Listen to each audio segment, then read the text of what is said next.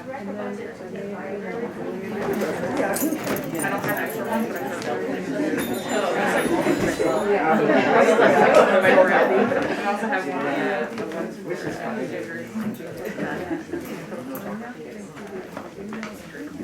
everybody, welcome to the Grolier Poetry Bookshop. We're very excited for the reading tonight. We just ask everyone before we begin if you could please wear a mask for the duration of the event, and if you could please silence your cell phones. Thank you so much. And without further ado, here's Mark Pawlak to give the introductions. Let's give him a warm welcome. And if you need a mask, I have some over here, so just let me know. We haven't had a super spreader yet at these things, so we want to continue that. But when you come to me, please do.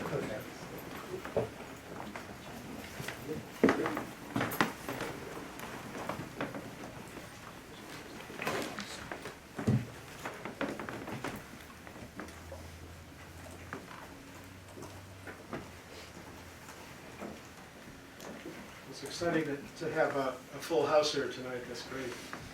I'm going to introduce, we have 4 poets, and I'll introduce them each individually before they read. But before I do, I wanted to invite Margo Taft Stever up, who is the founder of the Slapering Hol Press and also a founder of the Hudson Valley Writers Center, to come and say a few words about either or both. So I'll just stand over here.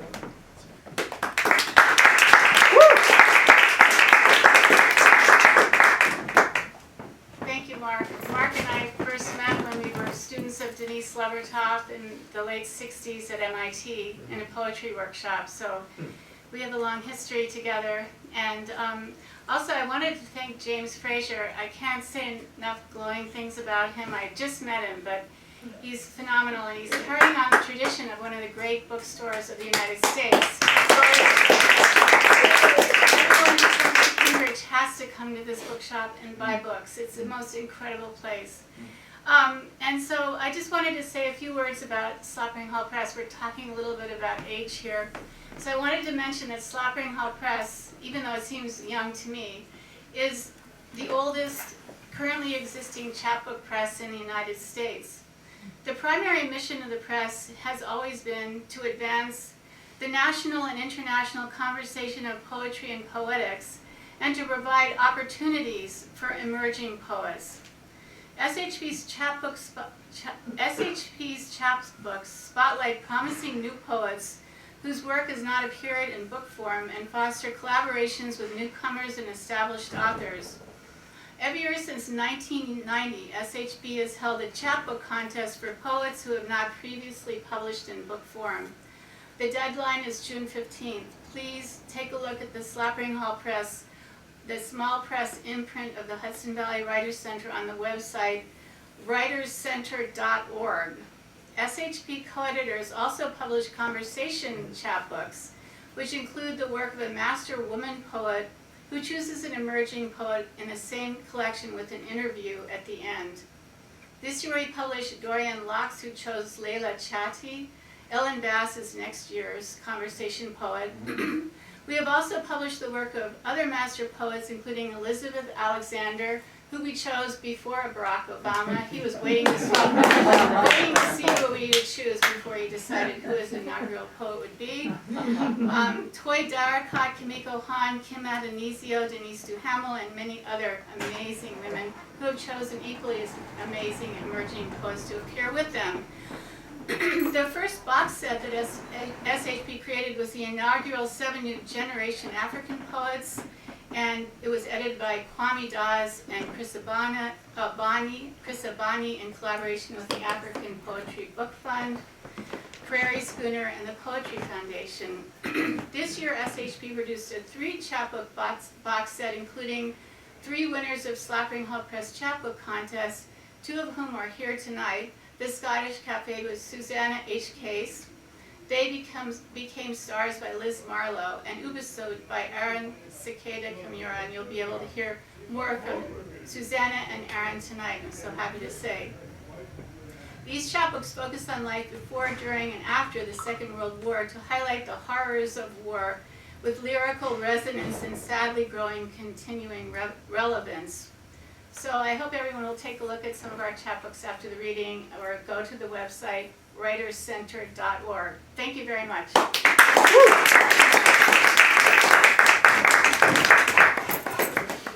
chapbooks are really gorgeously produced, so I highly recommend it. So we were having a little argument at dinner because they're the oldest chapbook press. As the editor of Hanging Loose, we're the oldest independent press, literary press in America. 56 years in. Wow. Woo! I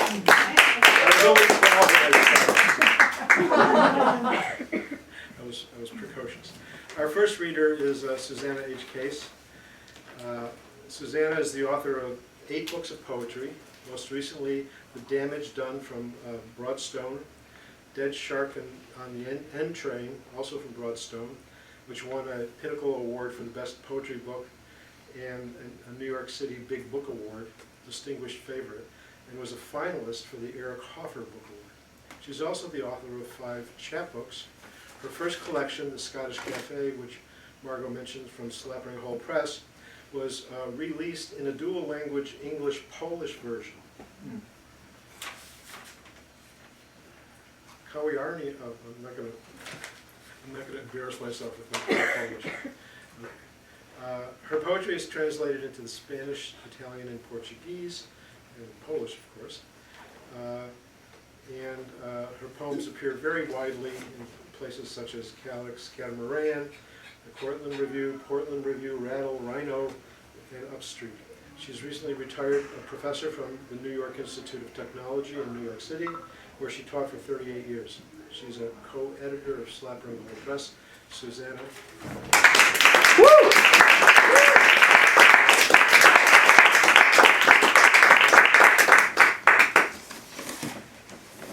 Thank you, Mark. You're hearing me? Yes. Good. So, yeah, the Scottish Cafe has been mentioned several times already. This is the chapbook, which was my introduction to Slapering Hol Press. And I thought I'd just read one selection from that.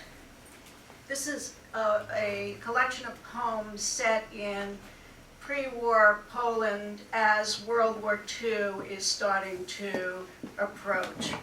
And the personnel in the poems are a bunch of mathematicians who are still very foundational in mathematics, even now, even today. And this poem is called Raisins. Orlich is a regular at the Scottish Cafe. His apartment in Lvov is really small, and even his Orlich spaces do not leave him enough room at home, which his wife has filled with dozens of needlepoint pillows. So he creates function spaces at the cafe, full of his favorite, cheese, pashka, from which he picks out the raisins which irritate him, and uses them to assemble the 14 problems he contributes to the Scottish book. His teacher, Steinhaus, is not yet in trouble, not yet hiding from the Germans, who are not yet on their way to Stalingrad. His teacher, Bannock, is not yet arrested for trafficking in German currency, none of it true. The mathematics is not yet diminishing, more than 25 mathematicians in Poland not yet dead, which leaves Orlich suspended for a delicious moment in time and space where the yeast and egg and farmer's cheese and sugar loaves still taste exceptionally sweet, carefully covered by the cafe cook to prevent burning. So largely tonight I'm going to read from my latest book, The Damage Done, Broadstone. By coincidence, all 3 co-editors here are Broadstone Books publishers, and I want to give a shout out to Larry Moore, who I noticed is in the virtual audience. He's very good about attending his poets' readings. So, The Damage Done is a murder story in poetic form. And it takes place in the late 60s, early 70s, when the FBI was a different animal than it is right now. And at that point in time, the FBI was still carrying out what were called COINTELPRO operations, in which supporters of radical groups and radical organizations, progressive organizations, were targeted and harassed. So the protagonist in this book is a woman named Janie, who is a contributor to progressive causes, and she is dead at the beginning of the collection. This is woman recumbent in car. A car sits in violation of parking rules, the only car on the street. In it, blonde hair peeks out from a blanket on the seat. It's early in the morning, a tow truck operator new on the job. He's back from vacation, wonders if he should have remained on the beach, the blanket reminding him of scratchy sand, pina coladas, his newly minted wife. Every day, people come back from vacation to tragedies. Picture him sitting in his truck, waiting for the police as he plays cuts from Blonde on Blonde. Every day, people listen to these songs. He's a Dylan classic rock appassionato, wonders if the dead woman is a debutante like Edie Sedgwick in Just Like a Woman. He wonders if his new wife is full of feminine tricks.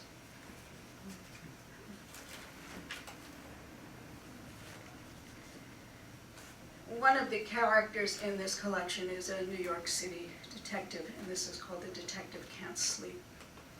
If he smokes too much, maybe he won't think too much.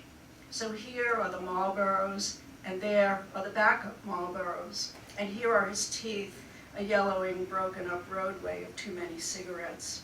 He's thinking about a pigeon grazing nearby, a cooing ruin, how every trash pigeon in New York City is descended from a banded homing pigeon that didn't go straight home.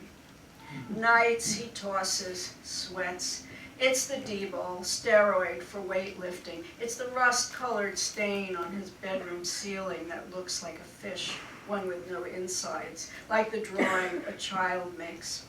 But his son is bored of drawing, his woman not looking at him fondly.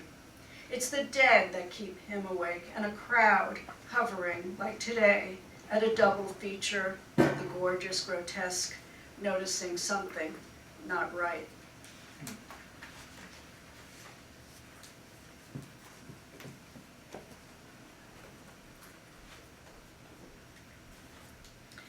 So a lot of Janie's stories, since she's dead at the beginning, is told in flashback. This is one of them, flashback bedroom. Blame the walls and doors. They entice the husband to punch them. 5 stitches on his right wrist just last summer. Inanimate objects only. He says he is a man of peace. His familiar rage, it doesn't cease with 3 days in a row of humid heat, 90 degrees. And how come Janie wasn't in her room in Taos after the shoot? Like an asymptote, she's gotten so close to perfection, can taste how close, like she tastes the black coffee, water, sugarless gum, all she's had for days, so tired of being shown off like an expensive watch. Her precision surgery on her food, he criticizes her microscopic cutting, and how did her ass blow up overnight? The mirror is relentless, the water, she drinks too much of it, needs to do more calisthenics, the weight on the scales unchanging. The food she pretends to eat, sometimes she has to put a small bit in her mouth, exercise the gain away, or purge, but anything is better than throwing up again. The rules for when he can look at her, only when dressed or when the lights are out, darkness and cover. Her ribs, where downy, pale white fur has begun to grow, though she is freezing all the time. The room of ecru walls, the color picked from over 30 variations of beige. For weeks, samples were shuffled and placed on their bed while she tried to decide. His only comment, that nothing was getting laid on their bed lately except the paint swatches. Blame the husband. He likes them thin and young. This is another flashback, family of origin, family of choice. Sometimes our families of origin aren't so great, so we pick others. Right. Janie and her lover in a rental car, not too flashy, a quiet Ford, running guns to Newark. They'd taken side roads around the turnpike, stopped driving to make out. Mouth upon mouth, she knows this is a sweet man, tries not to find kissing difficult, tries not to think about the time her mother, wrapped in grief, made her kiss grandfather's corpse. That stern family she came from, grim, like in Hill and Adamson sepia photographs of fishermen and their wives, somber, in striped cloth skirts. She was 11, and in the casket, he was, for once, not drunk.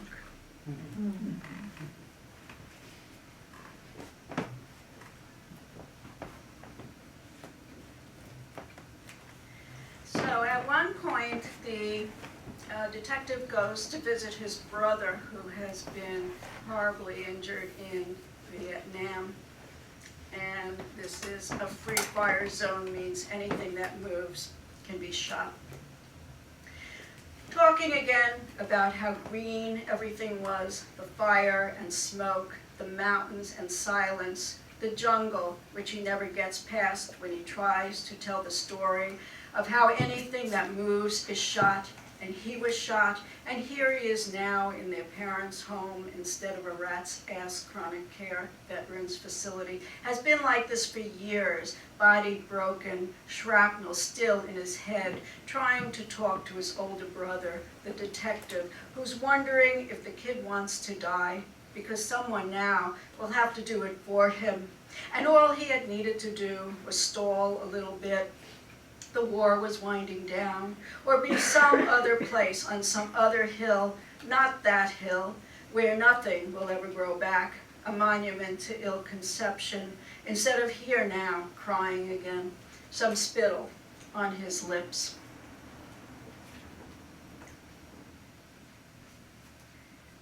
And I will read one more from this, and then one final poem. So thank you all for being here. This is Everyone Wants Answers. He has his friend take a few Polaroids, wants to walk out of the police station looking the same way he looked going in. The one with bad teeth is too nice, surely just a ruse, and will damage him the worst. Then go to a bar and fill up with booze. Would he like a soda? His throat is dry. He won't give them the satisfaction of needing anything. Let's go over it again, fill in a few holes. He doesn't know a thing. They read him his rights. He's not sure what to say. A freebie legal aid hack won't do him any good. His sadness makes it hard to move. He's losing his fight, Mrs. Janey. This really isn't him anymore. He's barely listening. Political stuff, he hears a cop snarl, tries for bravado. Hey, when you're a black man, just walking down the street is political stuff. His words fall flat. He isn't cooperative enough, the fat one says, for them to help. Let's go over it again. The fat cop crosses his arms. So Margo and I co-edited an anthology of poems on Marilyn Monroe this past year called I Want to Be Loved by You. We have some copies near the front, but I'll read 91 different poets, living and dead, incredible anthology, and I'm just going to end on my contribution, which is inspired, if you've seen the movie, by the movie Niagara. And this is called Atomic Blonde. A woman labeled a tramp in a tight dress in the first half of any 1953 movie is going to be dead by its second half, like in Niagara. Marilyn playing vampy Rose Loomis, passion kissing her lover behind a barrier to the falls. The water, a symbol of rutting life force, if ever there were one, is later strangled by her husband George in revenge. I had that husband too, who'd already tried to cut off my air at home, a pillow over my face. This wasn't a film, and I fought back. Why were we at Niagara on vacation? I'd left the lover in New York City to kiss and mess around with on my return, no intent to coax him into a killing by a waterfall. I wanted only to be pushed out, too indecisive by nature just to leave. But in this marriage, I always had to do the cleaning up. Not a femme fatale. I was more the Polly Cutler type, the one who takes a first aid kit on vacation to soothe all possible injuries. But my George Loomis didn't steal a boat and drop to his end over the falls. When we got home, I got the papers, and he signed them. Thank you.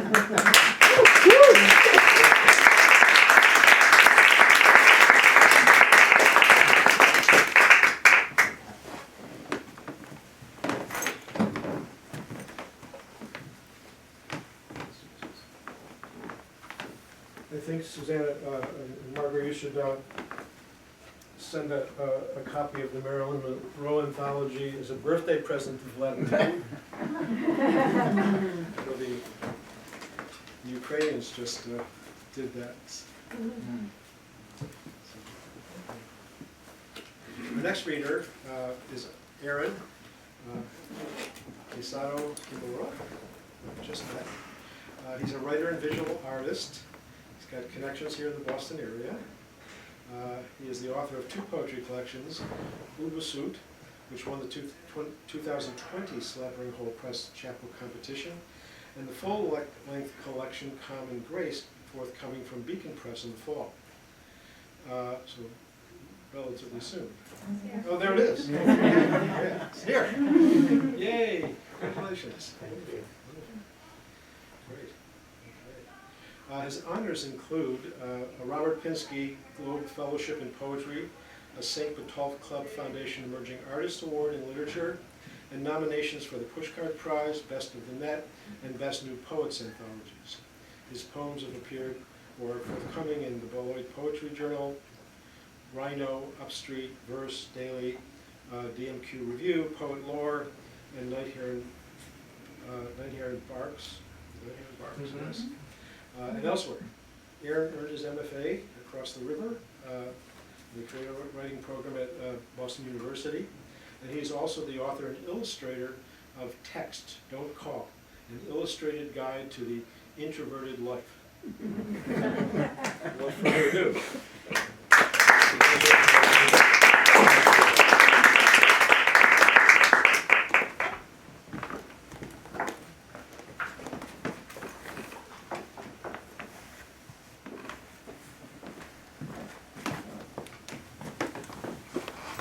Hello, everyone.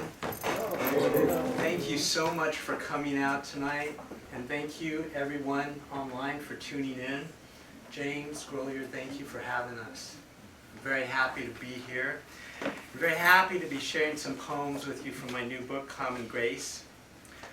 This book is divided into 3 sections, so I'm gonna read a few poems from each section. I'm gonna read 7 poems tonight. And the first one I'm going to read is the first poem in the book. And this will give you a little bit of information on my family background. It'll also probably date me. This poem is entitled Family Anthems. I walk into the garage from side door sunlight, ELO on my Walkman. My eyes dissolve the darkness, discover my parents locked in a slow dance embrace, whispering to each other like lovers. But my parents aren't lovers. They're Japanese. Never kiss, hold hands, say, I love you, not even to me. Once I asked Mom if she loved me, she replied, my mother and father never said it, but I knew they did. My parents hear my shuffle, separate like guilty teenagers. She escapes into the house, he into the Ford, opens the garage door. I fumble, forget what I was looking for, but all afternoon replay that dissonant chord. The next couple poems I'm going to read for you have to do with my art life. I'm also a painter. But you could read these poems also as ars poetica, because they're very apropos to my poetry life as well. The next poem I'm going to read is entitled In the Studio. And if you follow me on social media, you'll know that yesterday I posted a painting, which is the painting I'm working on in this poem. In the studio.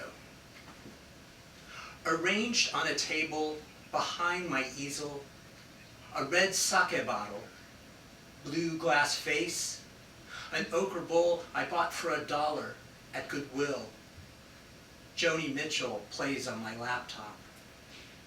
I slosh a number 5 flat brush in the wash container's cloudy chirp, let it soak in the strainer. Step away from the canvas 5 or 6 feet. Bowl's too flat. Some lighter touches in front will round it out. The background's kind of warm. A few strokes of blue-gray should cool it down, push it back. Joni sings California. After flying back to Santa Rosa when my father died, I returned home, met Tinica for coffee. She'd show my work if I didn't drip and spatter. For a while, I painted to please her, then canceled my show, let my brushes harden, my palette crust. Back at the easel, I grab a tube of ultramarine, squeeze in a dab on my palette, slather in some vermilion, ochre, titanium white. Joni takes me back to junior high. I lose myself in study hall, scribbling and sketching all over the book covers I made from brown paper bags.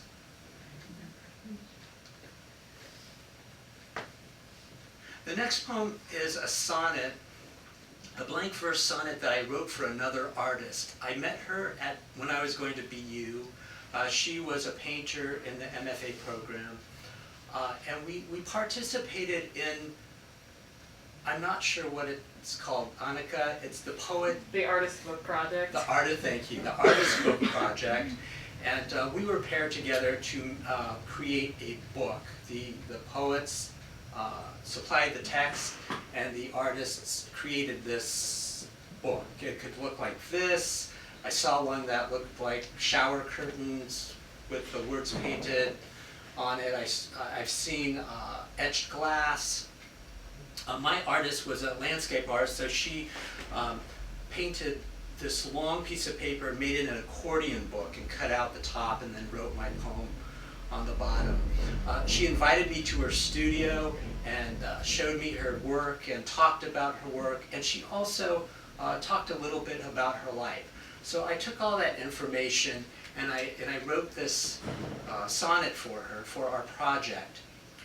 But after writing this, I realized that it's really apropos to many creative people who seek a very unconventional creative life. Poet, painter, dancer, singer. And this poem is entitled North on Route 101 for A.H. She drives up the winding coast, 20 miles per hour in Pacific fog, like she's searching for a line, a la prima, with the worn bristles of a flat brush. In every twist, she focuses on the road, not the drop-offs. The fog dissipates, swatches of wild rye, reed grass, and sky spread across the windshield. Back on the other coast, dishes, pots, pans, a job, most of her clothes. Tonight, she'll sleep near the foot of Mount St. Helens, wake up to a sun eruption of Hansa yellow and cadmium orange. She'll sketch a stream tumbling toward her over a fallen cedar, a sprinkling of pastel dust in her lap. I'm going to move on to the next section, which is about my parents. My father died in 2011, and my mother passed away in 2015. This next poem is about my parents when they were newlyweds, before my sister and I came along. And this poem is entitled The Hardest Part. The fire truck siren downstairs raided the air of my mother's dreams. She'd scream in her sleep, my father told me, even after we married. More than a decade past the Second World War, for him, American concentration camps, for her, the firebombing of Tokyo. They moved into a San Francisco apartment that rented to Japs, a one-bedroom walk-up above the Post Street fire station. They painted their bathroom black. It was in style then. Shelved books, unboxed a new rice cooker, watered a shrub of Japanese maple potted for their future garden. When the station got a call in the middle of the night, the rumble of the overhead door crumbled into the wreck that was once her home. Swirling lights flashed ancient trees into flames through the thin silk curtains of her eyelids. No warning, no drill, no cover. My father stilled her body, his broad hand on her shoulder or hip, as they lay in the dark listening to the slowing of her breath. The hardest part of those nights, he said, was waiting, sometimes hours, for the truck and the men to come back.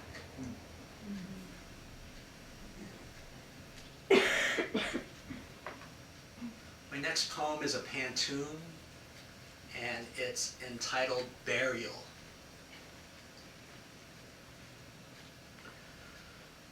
I returned my father's body to the earth, cremated as he instructed in a letter. No funeral, no obituary in the newspaper. Those who needed to know were told. I had his remains cremated as he instructed, scattered his ashes in Bodega Bay.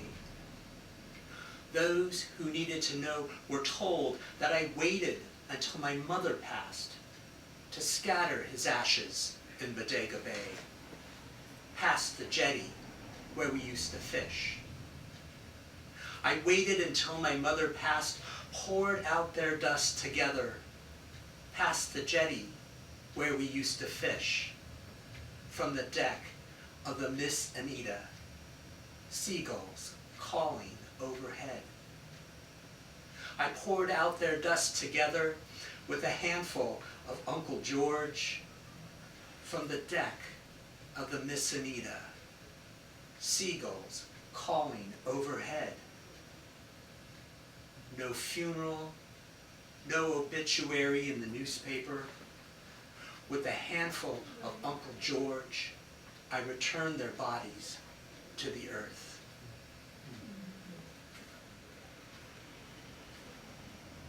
And I will finish with two poems from the third and final section.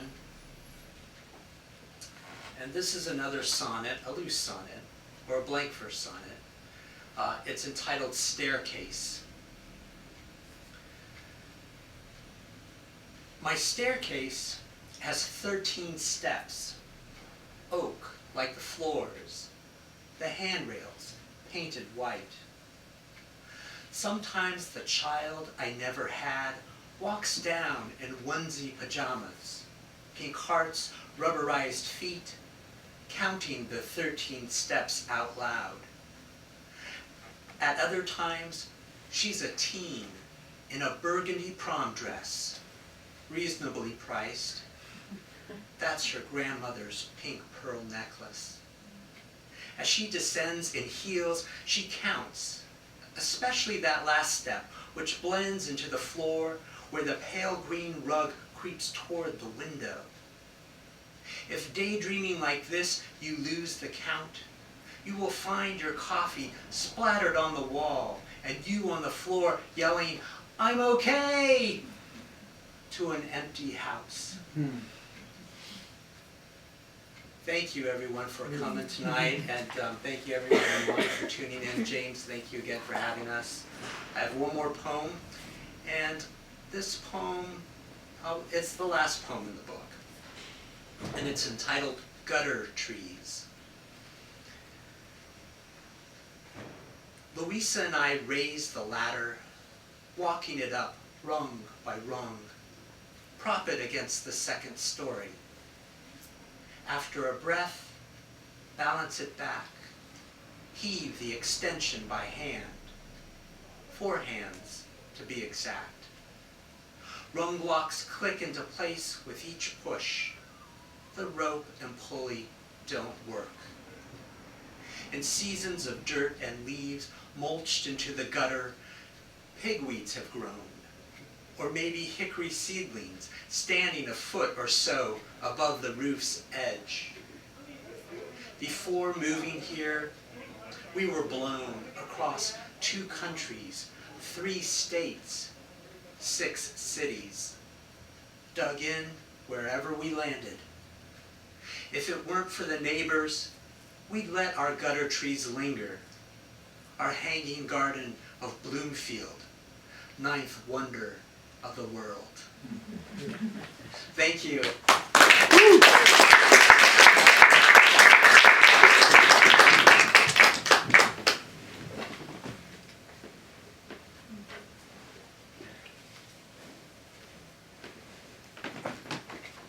I was just persuaded by my wife's cousin not to try to clean white gutters on the second floor, which you perfectly described.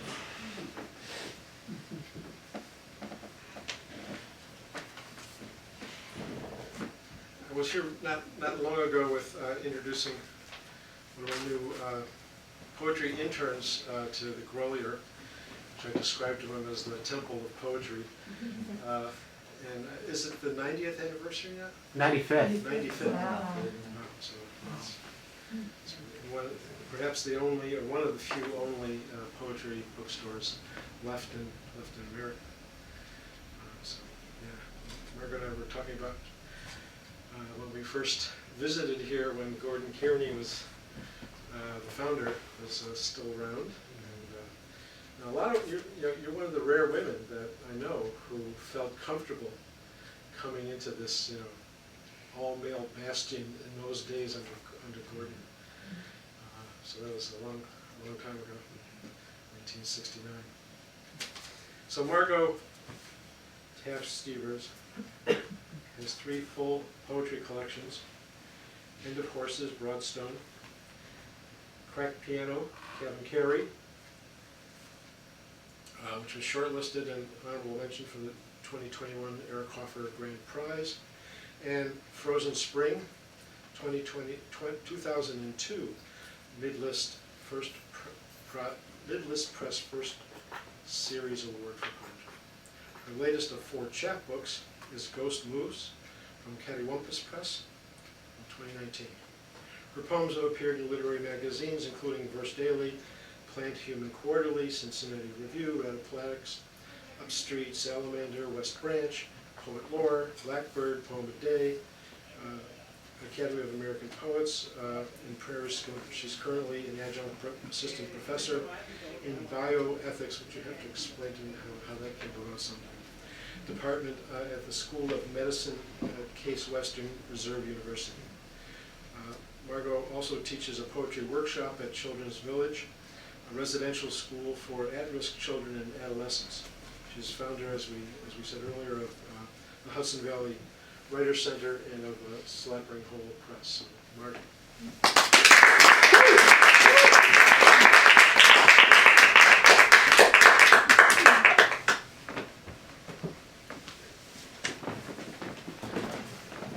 Thank you, Mark, and who is, of course, a great editor of Hang Loose, great poet, and great memoirist, written a book about Denise Levertop everyone should read.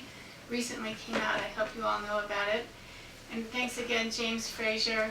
You're amazing. And of course, thanks for the Slapering Hol Press poets, Susana H, Caycedo-Kimura, for being here, and the co-editors, Susana H, Mervyn, Taylor, who will read next to me. Thank you so much for being here, and thanks everyone for being here. We know that the Supreme Court decision to take away abortion rights could be a foreshadowing of their decimation of other hard-fought human rights. This year, they also ruled on a case that will weaken EPA's already feeble response to climate change. Many of my poems in The End of Horses, published by Broadstone Books, are about the sixth extinction, and some are about the fragility of the human family. And I wanted to read a few of those. Galloping Double Bareback. Down sandy edges of paved country roads without helmets, bareback, the sisters clung to each other, to the horse, to the tree-lined ways that snaked around and through, as if going somewhere were not the goal. Their bodies twinned, hair wind-whipped, the triple rocking of legs pounding, the leaping beat of hooves. The girls struggled to stay the horse, rippling through them like storm. Wind-battered trees that framed the hush of birds silenced by their galloping, the muddy paths, the mourning dove, soft-eyed windows of distant houses. Head down, the quieted horse plowed through grasses, his massive form sleek, willowy. So much did they long for the beast's velvet nose to be buried in their arms. And Susana mentioned that she and I edited the book, I Want to Be Loved by You, Poems on Marilyn Monroe, and I wanted to read my poem from that collection, Beauty Parlor. A pedicurist clips a hangnail from a client's big toe while Monsieur Mark, cultivated Belgian, whittles away at her hair. He praises her Botox, only 5 injections, her face now full and taut. In 1905, blondined hair was scandalous. Over a century later, I'm trying to make mine as platinum as possible, bleach out then blend with the gray growing in, cut down on visits and cost. While I stamp out signs of age, my stylist, a striking woman who was recently a man, talks about her boyfriend in a soft, masculine voice. On a corner below at Lex and 28th, we observe a woman, blonde hair straggling, like Marilyn's on her way down. But this woman's roots have grown in, 3 inches of black. What a shame, exclaims Monsieur Mark. The woman stumbles, gropes the trash can, body bent over off balance. Oddly leaning, she careens, wobbles into the street. Bus brakes screech. She hawks green phlegm. Must be on crack, says one client.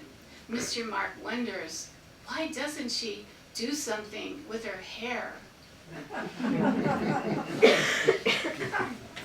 One of my neighbors, who is an environmental lawyer and professor, once said to me that if we do not take climate change seriously and do things and try to prevent it now, only a few humans will be living in the future in northern Canada. And I want to read my poem, Treehouse. Treehouse. Something about roots, bone-like, tenacious, that grip the moving ground. The branches like umbrellas bent back and broken by the storm. The leaves veined references to hands and the sound of the wind's wild working against the leaves. The boy collected the branches and stored them under his bed. Something about the tree seeped into his dreams, the trunk a hallway, the branches outlined rooms, and his family finding shelter in the boughs, listening to the sound language of leaves. He did not see a garden, apples, or any fires. Everyone huddled together to keep warm.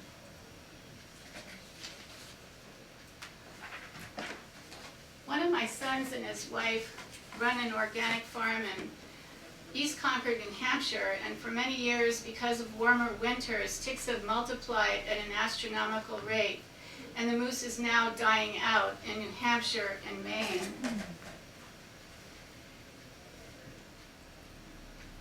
Ghost moose. Searching for moose, the children run down to the river, calling the already gone, the forgotten, to wallow in stench, the smell of skunk weeds. Moose calves become ghosts, rubbing fur, skin, scraping ticks off on tree bark. In mild winters, ticks multiply and multiply, occupy moose calves, killing them slowly. Their mothers witness starvation from blood loss. Moose calves resemble ghosts, tearing fur, skin. Calves waste away, wasted bodies frighten the forest floor. Foresters call April the month of death.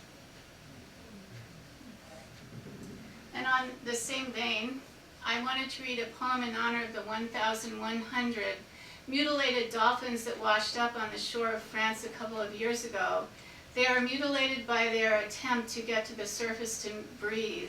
Trawlers now work in pairs and drag a net between them, and as a result, the European dolphin is on its way to extinction.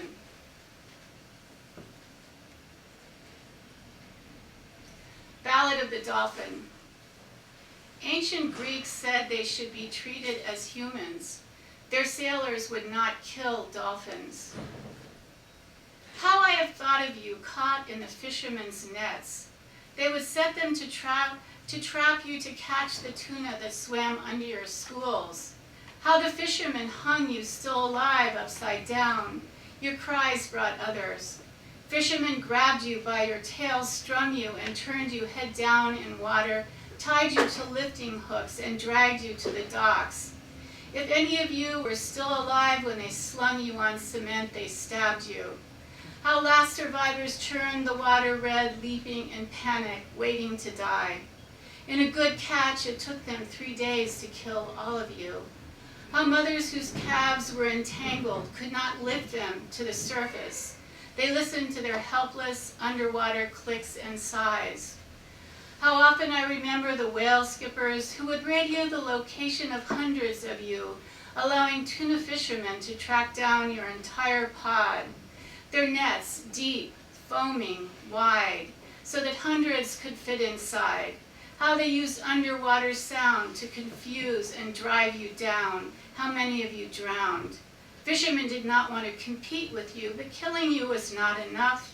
How they used the screams of several to slaughter more. How one of you hangs from the prow, still alive, calling, calling. And sadly, that has not ended. It has continued and continues to this day. And all my proceeds from this book will go to the Sea Shepherd Conservation Society, which tries to do something about this kind of depravity. And I wanted to read a couple of poems from my previous collection, Crack Piano, which was published in 2019 by CavanKerry Press. And the first is set in Sleepy Hollow, New York, where I live, which is the Halloween capital of the country. So I had to read it. And it's titled Raven's Rock, Sleepy Hollow, New York. Ichabod, the headless horseman, rolling hills, the highlands, villages where men tarry at the bars, Sleepy Town, Beekman Town, Tarrytown. But who has heard of 3 young women who lost their way in separate incidents many years apart, who took shelter at Raven's Rock and perished in the night. Who knows why they walked the tree-frozen road, their fingers burnt with cold. 3 figures in white, their ethereal, shrill pitch unbearable, gesturing as if the swirling snow, eddies of snow, snow rivers, could be human, as if something totally frozen could be alive. What is a raven but a bird, a ghost but a raven bird, and the ghosts of 3 women ravenous, waiting at Raven's Rock for a single man to pass by? And did they vent their rage for ages of wrongness, for the unrequited, undone love, love forced upon them, jealous love, pardoning them, these women by the Hudson, now still, now irrevocably gone? And I just wanted to read one more poem, which is about the central theme of the collection, the thin line between what is considered sane and insane. In the latter half of the 19th century, superintendents at insane asylums often held balls considered therapeutic for their patients. Spectators were sometimes invited. The Lunatic Ball, After Dance in a Madhouse by George Bellows, who lived from 1882 to 1925. Furious dancing gives way to screams. 5 men stare ghoulish at the wall. This is a lunatic ball. The best student Yale had ever seen. 3 months after graduation, typhoid. Brain swelled inside his skull. They dosed out calomel. 5 ghosts appeared in a mercury dream, headaches unbearable. This is a lunatic ball. Married 1 year, baby the next. His wife filed for release. The medical textbooks he gleaned, futile, endless stall. A woman names her baby doll Christ, lurches, leans, a building in an earthquake, then she crawls. This is a lunatic ball. 1 man plays a flute, calls himself Faunus, another uses an invisible latrine. Attendants haul out a wild man in a straitjacket on a wooden beam. A woman growls like a bear. This is a lunatic ball. Behind a glass wall, well-dressed spectators riveted sit amused. Looking at them looking, the patients know they are through. Spectacled men sport greatcoats and laced-up women make jokes in the shimmering hall. And I just wanted to read a couple of more short poems from my latest collection, And Horses. According to Bill McKibben, in his October 6th review of 3 books on climate change titled Where We Will Live in the New York Review of Books, quote, the UN's High Commissioner on Refugees reported in late May that the world, for the first time in recorded history, had 100 million forcibly displaced people this year. The International Organization for Migration has predicted that we could see 1.5 billion people forced from their homes by 2050. And by 2070, as many as 3 billion people could be living in intolerable heat. So I wanted to read my title poem. A lot of people have asked me why it's titled End of Horses, and I hope this might explain it. End of Horses. I write to you from the end of the time zone. You must realize that nothing survived after the horses were slaughtered. We sleep below the hollow, burned-out stars. We look into dust bowls, searching for horses. When you walk in the country, you will be shocked to meet substantial masses on the road. We do not know whom to blame, or where the horses were driven, who slaughtered them, or for what purpose. Had the horses slept under the linden trees, the generals and engineers pucker and snore on the veranda. And the last poem is the last poem in the book. Ocean Birds. Jealous is the night, the feckless night, coming over us as water into sea, the forceful day's geography turned black. Your body is the sea I float upon, your skin becomes the waves. Nothing will ever bring you here to me, nothing will ever call you back. Thank you.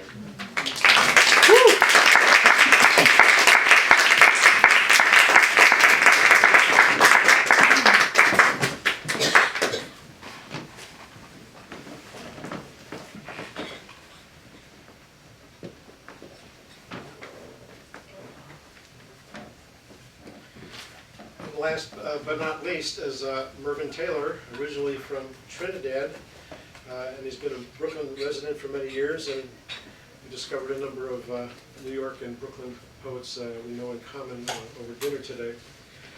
He's taught at the Bronx Community College, the New School, and the New York City Public School System. Retired from teaching, he's the author of 7 full-length books of poetry, including No Back Door, Voices Carry, and the recent Country of Warm Snow, all by Shearsman Books. The Poetry Book Society recommendation, the last, was longlisted for the 2021 OCM Vocus Prize for Caribbean Literature in the Poetry category. A chapbook, News of the Living, Corona Poems, was published by Broadstone Books. Taylor can be heard, and you have a new book Coming coming in in the the spring. spring. In the spring. From Broadstone? Yeah. Broadstone. Tell people the title when you come up. Okay. Yeah. Thank you. Okay, he's been heard. He can be heard reading. He's got a CD called Road Clear, in which he recites poems accompanied by the renowned bassist David Williams.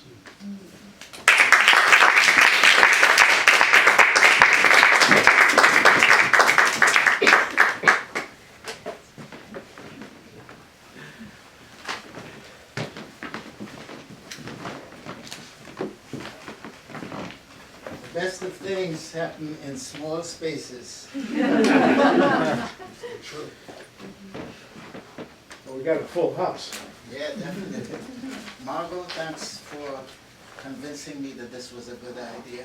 You know, I'm usually resistant to things, but here we are. Okay. I thought I would read the title poem from News of the Living. They tell me that people are tired of hearing Corona poems now, but looking around this room, I'm reminded that it's still very much with us, right? News of the Living, which is the title poem. I started to call this book The Dying Season, and I said, well, everybody knows it's the dying season, right? So let's make it News of the Living.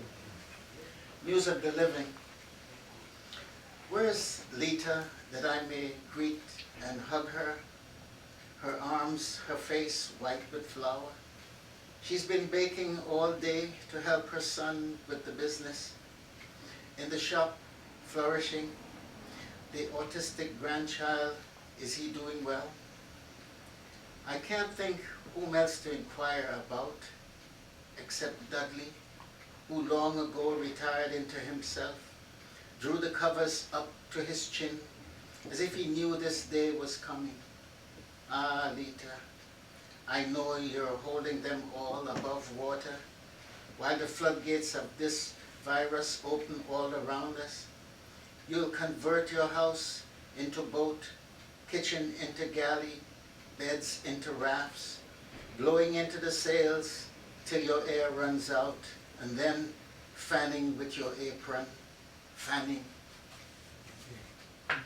That's about a lady I've known for a long time who was one of those early immigrants from Trinidad and who, with very little, did so well for herself. And that's the strength of the immigrant, I think. I wanted to also read the title from Country of Warm Snow, because somebody asked me, what do you mean by Country of Warm Snow? I'm realizing now that I could see better without it. Country of Warm Snow for Courtney. You stopped by, feet swollen from sleeping, sitting up. When I think of how we entered this city, separating through the streets in the months after, I picture the state you had gotten lost in, east, west, perhaps one of the dry ones, like Nevada. Never afraid to dream, your idea of America remained what we had seen in the movies, fields where men keep rounding the bases, cheeks red with October chill. That first winter you said the snow looked warm, and now someone's promised you a cot in a basement. You grin with delight, as if the offer has redeemed whatever wrong was done to you. Country of warm snow. It's funny, right? I suspect that the average immigrant coming from the Caribbean or any warm country, that your first wish would be that snow would be warm. You say, oh, the snow is so pretty. Then you find out what the truth of it is. Stutter step. Old men don't stagger because they're drunk. Their legs just don't go where they want them to. They look distracted because they're thinking about some things they could have done differently. Old men are fools for wondering how they got here when they started out for somewhere else, even had a map. They retrace their steps and stand at the crossroads looking this way and that. They almost get run over, not by young punks, but by other old men whose shirts are buttoned the wrong way, who slap away the wife's hand, insisting they can do it themselves. They call a friend, and when he no longer answers, they cradle the phone quietly, emitting one of those long sighs that only a lover from the very distant past can hear.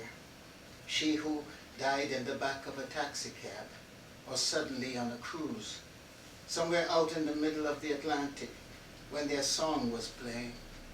Old men do the stutter step, a kind of dance that comes naturally to them, a hesitation, while their feet try to figure the next move.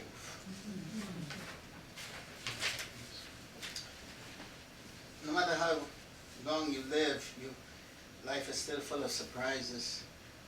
And when you're young, nobody tells you what it's going to be like later on, but you find out, and it's a surprise after surprise. The Bureau of Sewers for Keith Luke. The bus I take after visiting my friend at the Four Seasons nursing home is packed with school kids. The sign on a building we pass reads, Bureau of Sewers.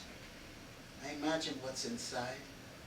Rows of desks, clerks poring over plans of the city's underbelly, canals down to the sea. It's a windowless building, the type to encourage few visitors. It makes me think of my friend sleeping stiffly upright in the chair the nurse pushes him in, only his eyelids fluttering when I call his name, the band on his arm warning, likely to fall. His neck seems strained, like he was listening to something, a bird perhaps, trilling in the tropics where we come from, as did almost all the attendants in the home, who rub his shoulders every time they pass. Next visit, I'll tell him about the Bureau and the noisy kids, and he'll remind me how shit backs up on given days. That last line is still killing me. I don't like to mention words like shit and I have a hard time reading it every time. So maybe you have some suggestions of what else I can. You can't say how feces backs up. That doesn't. Put it in quotes. A blur for Zadie. Zadie's my granddaughter, who's doing great things. She's playing the piano like nobody's business. But she's also running, which is the incredible thing. As a toddler, my granddaughter had trouble with balance, wobbled along a ledge while her therapist held her hand.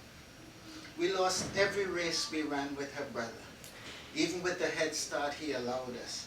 Trailed him into the building lobby, he and the super high-fiving each other. Now her dad's email says she placed first in her high school 400 meter, third in the long jump. I'm showing everyone her video. Her long legs a blur as I rewind and point. That's her in the blue, no, the other blue. Her braid behind like a bird in the current of air. like the arm that once held her steady as she struggled to put one foot in front of the other, that foot now crossing the finish first. Gum. In American war movies, chewing gum was a sign of staying calm while bullets whizzed overhead, a sign of the kindness of GIs as they passed out sticks of it to wide-eyed kids. In Minnesota, while a policeman kneeled on George Floyd's neck, one of the officers kept chewing as Floyd called to his deceased mother that he was dying. And in Chicago, a black woman just out of the shower stood in the center of her living room, shivering, the broken front door letting in light, pups in a ring around her as she screamed, "Wrong house, you got the wrong house." And though the sergeant used his jacket to try and cover her, she'd never forget their faces, especially the one who never stopped smiling and chewing gum, who never once looked away.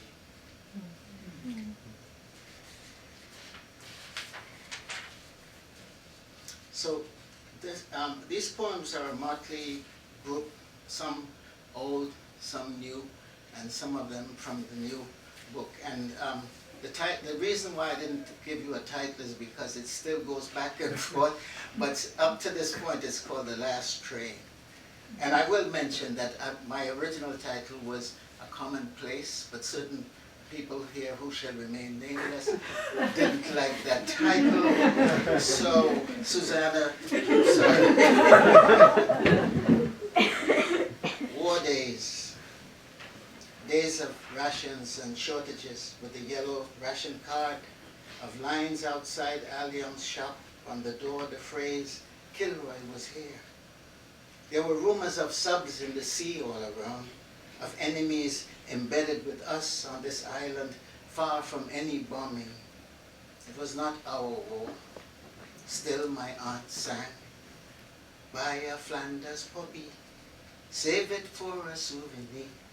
And when they ask who you're buying it for, say Trinidadian boys who died in the war. And we remained as quiet as a blackout in Britain. No carnival for years. Only the rediffusion crackling with news and sailors in town searching for the harbor. While my father, responsible for keeping the trains moving, on the way to work, kissed my mother as I insisted, "On the lips, Dad, on the lips." That's a true story.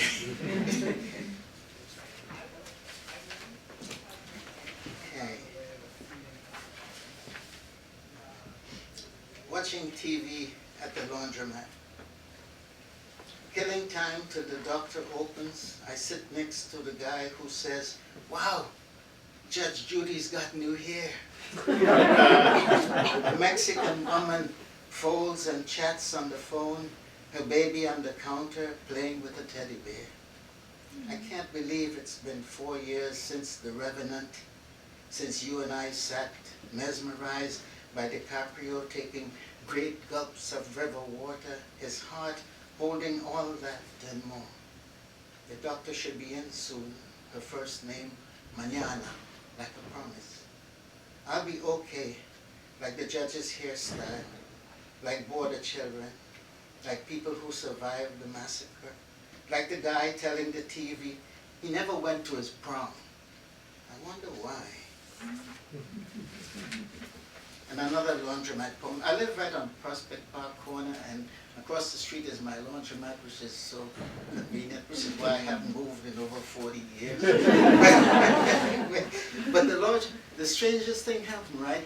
A West Indian guy, I think he's from Grenada, set up his books, selling books like for $1 or $2 right outside the laundromat. So my laundromat became not just a laundromat, right? Yeah. And anyway, you'll get it from the poem. Making plans. There's nothing today.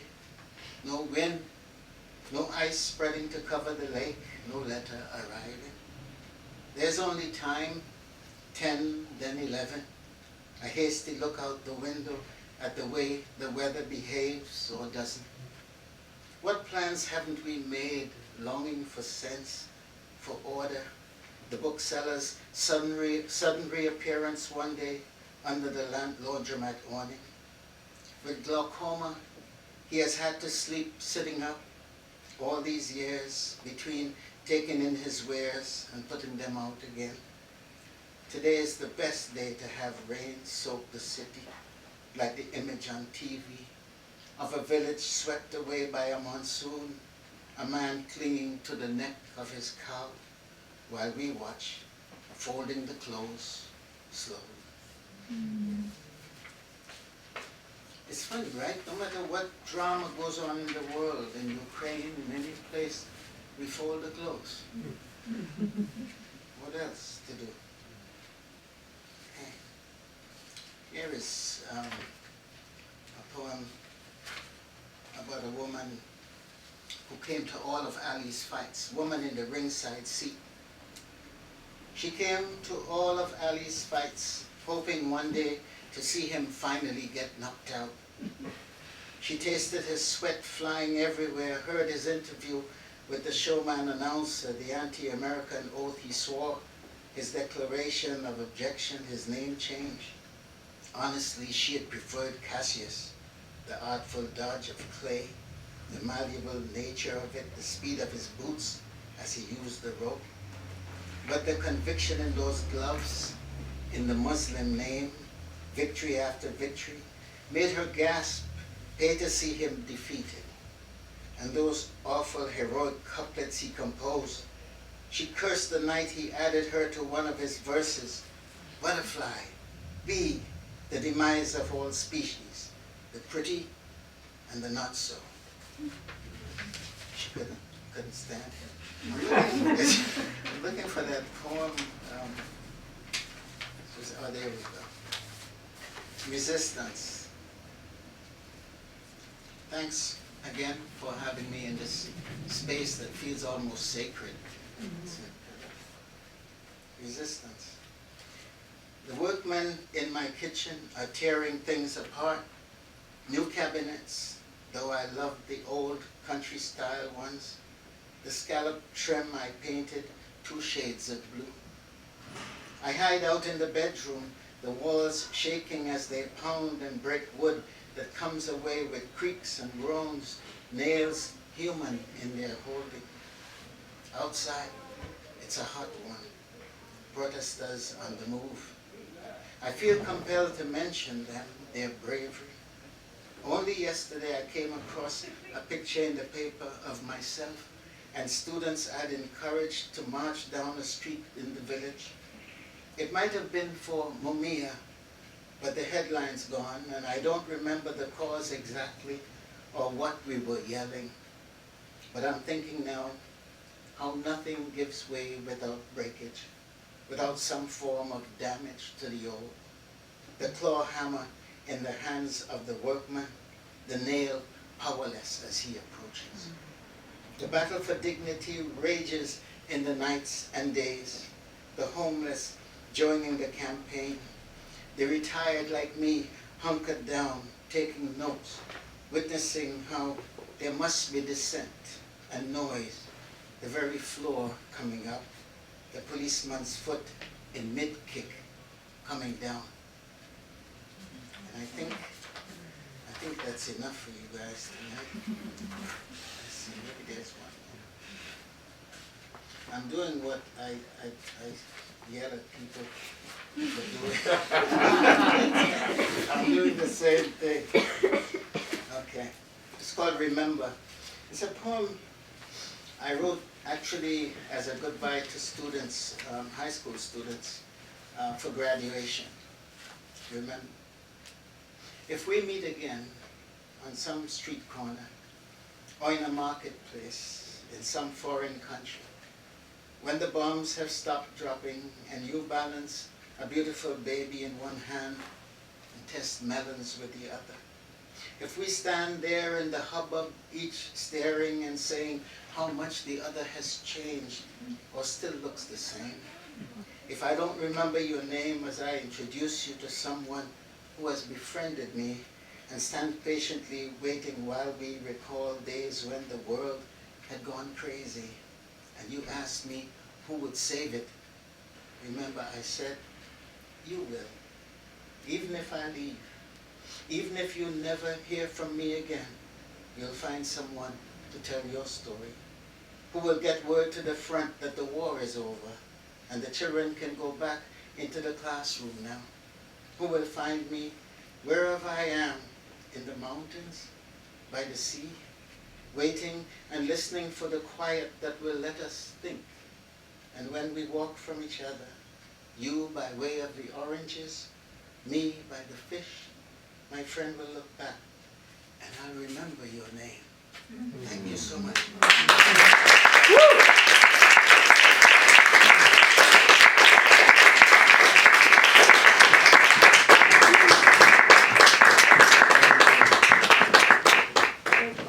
We have one more round of applause for all four poets.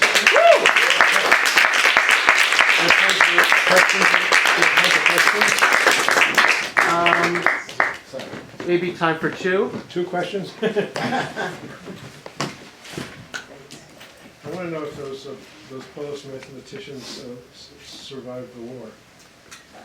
Some of them survived, some of them emigrated, and some of them were killed. And some of them were killed while trying to escape, were shot while trying to escape.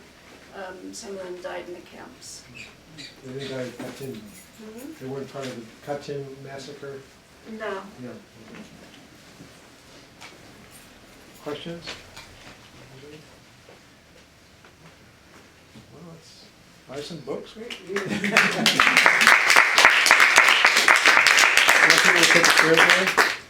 Yeah, that'd be great if everyone could help move.